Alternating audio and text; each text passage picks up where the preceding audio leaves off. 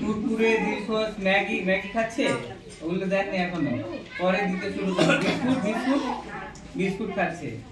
আচ্ছা দেখুন, এই যে দিলখোশ, কুরকুরে, বিস্কুট, তারপরে আবার অনেক বাচ্চাকে ম্যাগি রান্না করে দিচ্ছে। কিন্তু আপনার খাবার যদি দেওয়া হয়, যে এগুলোকে কি বলে জানেন তো? এগুলোকে বলে ফাস্ট ফুড।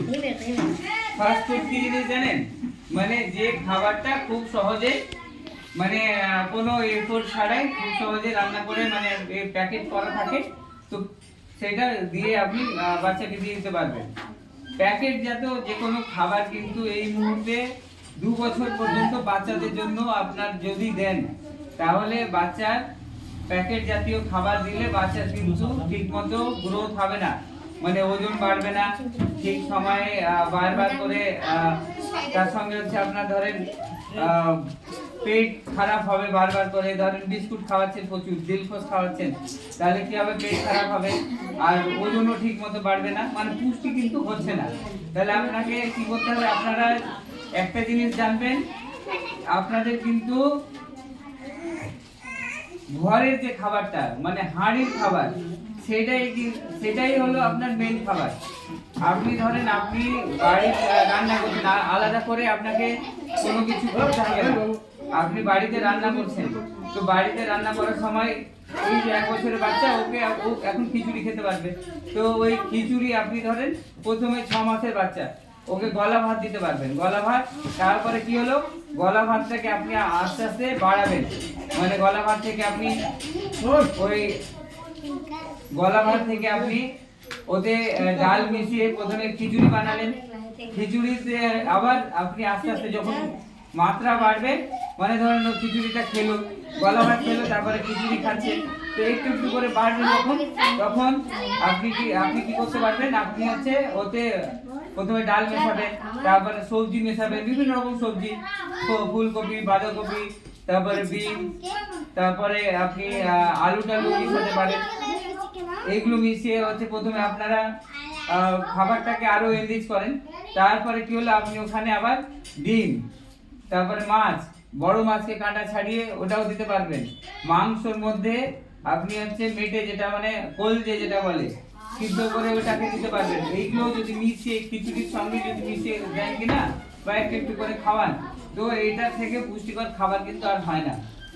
একটা জিনিস জানবেন আপনি, হ্যাঁ এবার আপনাকে বারণ করছেন, আপনি খাওয়াবেন না ওরকম বিষয় না, কিন্তু আপনাকে মেন কিন্তু এই পুষ্টিকর খাবার যেটা আপনাকে আমরা বললাম, সেটা কিন্তু খাওয়াতে হবে। তা না হলে কি হবে? বাচ্চার শরীর গ্রোথ ঠিক হবে না, বাচ্চা দুর্বল হবে। আর আপনি এই যত আপনার এই যে সেরেল্যাক, তারপরে আপনার কি বলে, নাম শুনেছেন তো সেরেল্যাক, তার সঙ্গে আপনার পেডিয়াশিওর, তারপরে সেরেগ্রো, এগুলো নাম শুনেছেন বোধহয়। তো এইগুলো কিন্তু আপনার নিজেই, আপনি ওগুলো খাওয়ানোর কোনো দরকার নেই।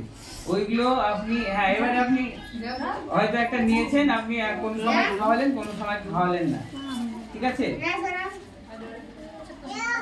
তো এইটা আমাদের একটা ছোট্ট আমি হেলথ টক, মানে বাচ্চাদেরকে কি করে খাওয়ানো উচিত, কি খাওয়ানো উচিত, কি খাওয়ানো উচিত না, এই ধরনের জিনিস আমি একটু বললাম। যাই হোক, আপনাদের দিক থেকেও যদি কিছু মনে হয় যে আপনারা জিজ্ঞেস করতে পারেন। আর আমাদের এরপরে আমরা যেটা করব, আপনারা ভ্যাকসিন নিতে এসেছেন, ভ্যাকসিন নিন।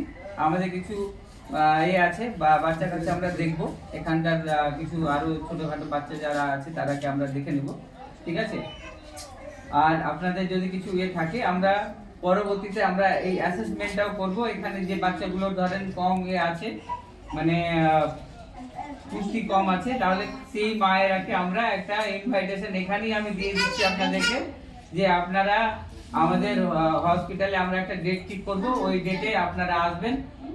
ইভেন্ট কি করে রান্না করতে হবে, কি আর কি দেওয়া যেতে পারে আরো ভালো করে আমরা কিন্তু এটা নিয়ে বলবো, ঠিক আছে?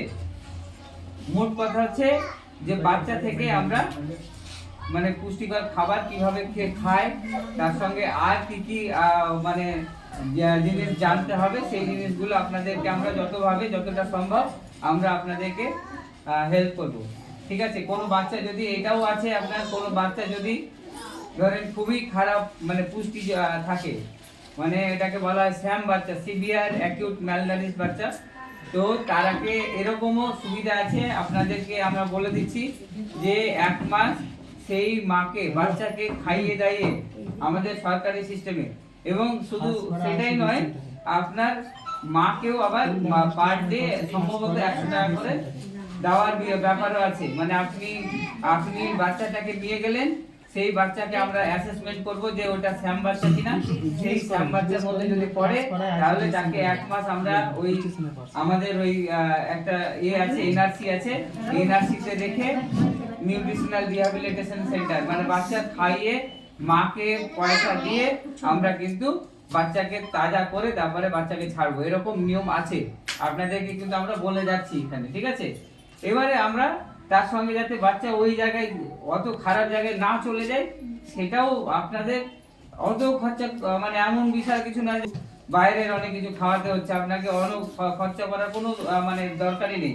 একটুখানি নলেজের দরকার আছে, সেইটুকুই আমরা আপনাদেরকে শেয়ার করব বা বলবো, আপনারাও এগিয়ে আসবেন আশা করছি। তো তাতে আপনাদের এখানে যে বাচ্চাগুলো থাকবে সেই বাচ্চাগুলোকে আস্তে আস্তে আমরা কিন্তু আরো ভালো জায়গা, এখন যেখানে আছে দেখা যাবে যে সমস্যাগুলো হচ্ছে সেগুলো থেকে আরো ভালো জায়গায় আমরা নিয়ে আসবো। সেটা হচ্ছে যে আপনাদের এখানে আমাদের আশা নেই এই এরিয়াতে, তার জন্য কি হচ্ছে কিছু কিছু বাচ্চা কিন্তু আপনারা অনেকে নিতে চাইছেন, কারণ আমি দেখছি এখানে যে একটা দুটো ভ্যাকসিন নিয়েছেন, তারপরে আবার দেখা যাচ্ছে যে হয়তো ভ্যাকসিনটা মানে হচ্ছে না, হয়তো সে ঠিক সময় এসে না হয়নি। তো আমি আপনাদের বলবো যে আপনারা দুদিক থেকে, আমাদের দিক থেকেও অ্যাক্টিভিটি আমরা বাড়াবো, আর আপনাদের দিক থেকেও একটুখানি আপনারা আমাদের দিদিমণিদেরকে খোঁজ খবর রাখবেন। আপনার পাশে যদি কোনো আশা দিদিমণি থাকে একটুখানি খোঁজ নেবেন যে কোন ডেটে হচ্ছে, তো সেই ডেটে গিয়ে আপনারা কিন্তু ভ্যাকসিনগুলো করিয়ে নেবেন, ঠিক আছে। ভ্যাকসিনগুলো করিয়ে নিলে আপনার এই যে এত সমস্যাগুলো হচ্ছে, আজকে আমরা একটা ডিপথেরিয়া নিতে এসেছি, তো ডিপথেরিয়ার আমরা কিন্তু ভ্যাকসিন অলরেডি দিই, এখানে আমরা কিন্তু ডিপথেরিয়ার জীবাণু পেয়েছি, তার জন্য আমরা একটা সব মানে স্যাম্পেলও নেব আর দেখবো, কিছু বাচ্চাও দেখবো, ঠিক আছে। তো আজকে এইটুকুই বলার ছিল আমাদের দিক থেকে কিছু ইনফরমেশন। এবার আপনারা যদি কিছু জিজ্ঞেস করেন তো মানে আমার কিছু হয়তো আরো বলবো, আর না হলে আমরা এবার বাচ্চা কিছু দেখবো, ঠিক আছে।